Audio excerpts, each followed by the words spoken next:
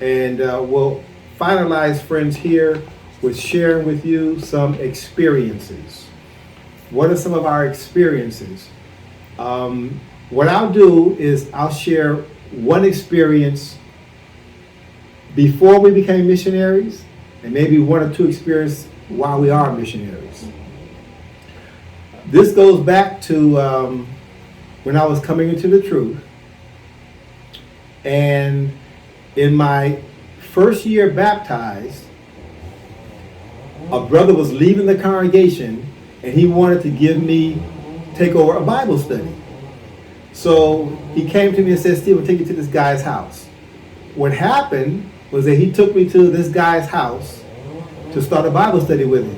But when I looked at the guy, he looked at me, we both didn't say anything.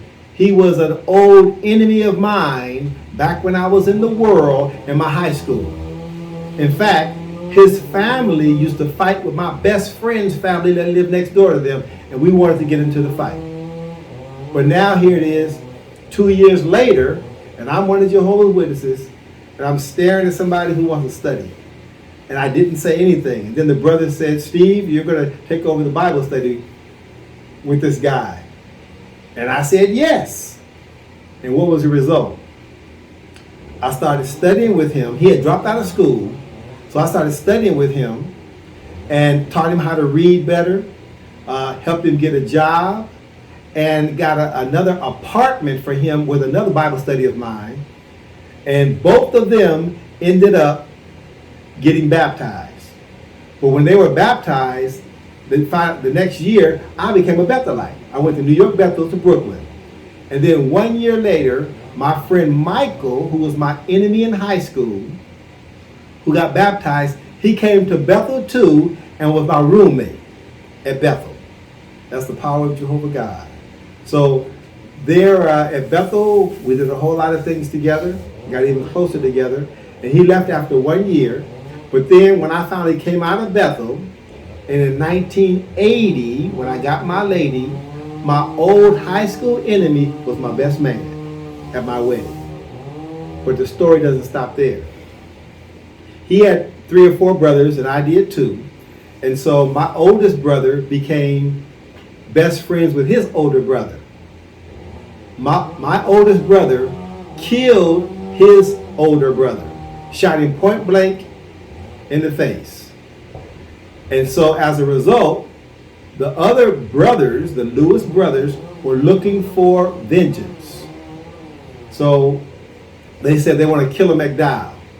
But they didn't mess with me because me and Michael were best friends and we were Jehovah's Witnesses. But they did look for my other brothers to kill. And they saw one of them at a gas station, but somehow it worked out that brother of mine got away, wasn't killed, and later he became one of Jehovah's Witnesses. He's my only brother out of the 12, 14 kids who lived in my house who became one of Jehovah's Witnesses. He's now serving Jehovah faithfully with his wife as a ministerial servant in Houston.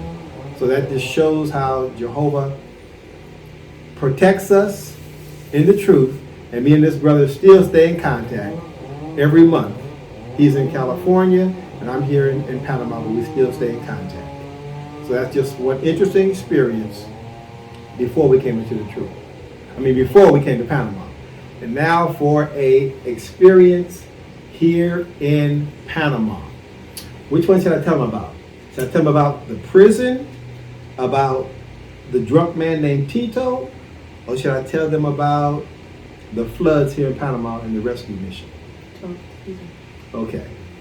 My wife says I should tell you about this man who was a drunk in his town, and he eventually became one of Jehovah's Witnesses. How did that happen? Well, we were serving in a place called Agua Dulce in the middle of the country. We had like about 60 publishers, but 5 or 6 of the sisters lived in a town about 5 miles away, and they had to take a bus. They had all 5 of the meetings. They would have to come back 3 times a week, paying money on the bus. So we wanted to try to save these sisters money, so we wanted to start a congregation Bible study in their town. Now the name of this town is called Natah of the Gentlemen, but that town was not gentlemen. They hated Jehovah's Witnesses. We go to door, they slam the door in our face, or they wouldn't answer. It was basically a Catholic, a stronghold of Catholicism. So we would go there and preach, and they wouldn't listen to us.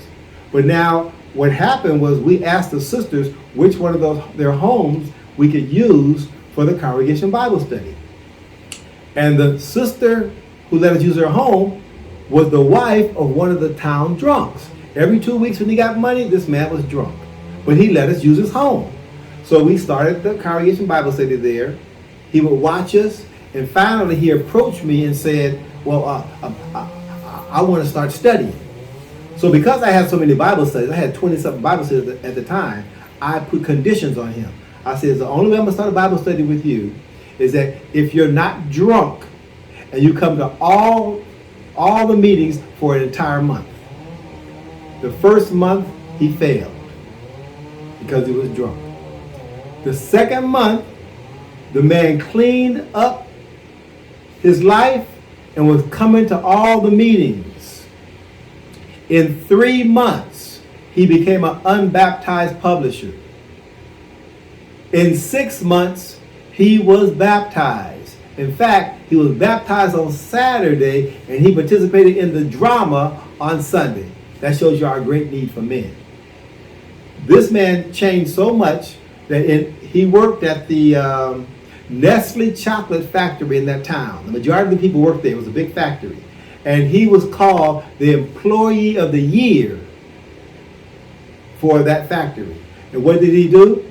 When he spoke to the audience, he told them it's because of his God Jehovah and the Jehovah's Witnesses. So then what happened in that town? Now we go door to door, and people say, hey, look, that's Tito's people.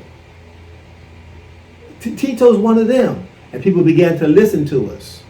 And then people started studying, and we got a congregation growing there within like about 3 years. We had 37 publishers, and the organization built a Kingdom Hall in that town, and that brother was a ministerial servant, but they sent him to the elder school, and then he's now an elder, and the congregation is doing just fine. So that's just one of the many blessings that Jehovah God has given us here in Panama. But because, friends, you're dealing with, in the Russian area, you're dealing with prisons, I would like to share with you one more experience. This is about prison witnessing here in Panama. I was in charge of prison witnessing in the north of the country in a penitentiary there for 8 years. And the way that we got into the prison and started witnessing to the people, or the prisoners there, is that there was one brother who was from El Salvador, a country that's a couple of countries to the north. He was bringing furniture into Panama. Then, on his way out, they tricked him and had him go and have lunch. While he was having lunch, they put drugs, cocaine, in his truck to go past the border between Panama and Costa Rica. He was arrested, and he was sentenced 8 years in prison because of having drugs in his truck. So when our branch heard about this, they sent me there to investigate. So in talking to this brother, he told me the story, and we actually got a lawyer trying to back him up to try to help him out. Even the prisoner, who's the people at the prison? The warden knew he was innocent because they had a cartel here that they used people to get other ones condemned. So what happened was that he allowed us to now come into the prison to talk to this brother. This brother was witnessing to people in prison. So now the prison allowed us to come in and help him in the witnessing work. So we would go to the prison twice a week, and we had up to 42 prisoners studying in this prison of like about 600 people. So we broke them up into groups, depending on their level of the truth. We had them up in different groups, and we would go there and witness to them. we'd have like about 5 brothers, and sometimes sisters went with us, but we had to stop that because the prisoners started trying to talk to the sisters. So we only went with brothers, and as a result of our preaching during that time period, 6 of those 42 became Jehovah's Witnesses, and the prison even allowed us to take some of the students out and go to our assemblies and even take them to the rivers to get baptized. So Jehovah blessed that work. And they are now, some of them are in their different countries, and some of them are in Panama, and they're serving Jehovah faithfully.